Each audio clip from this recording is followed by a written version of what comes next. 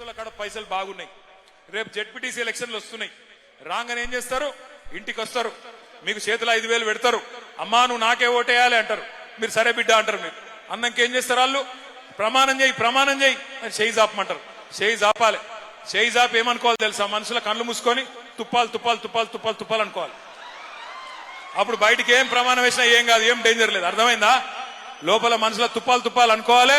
వాళ్ళు ఇచ్చిన పైసలు తీసుకోవాలి, జేబులో పెట్టుకోవాలి, మీదికెళ్ళి అడగాలి.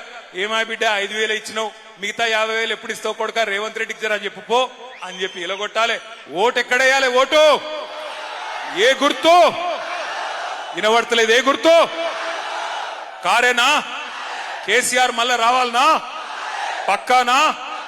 పక్కా అయితే నేను మిమ్మల్ని కోరేది ఒకటి, అచ్చంపేటలో ఎవరో ఉన్నారు ఎవరో పోయినరు అని బాధపడే అవసరం లేదు. గింతమంది మీరుండంగా గులాబీ దండుకొచ్చిన భయమేమి లేదు, ఇబ్బంది ఏమి లేదు. మంచి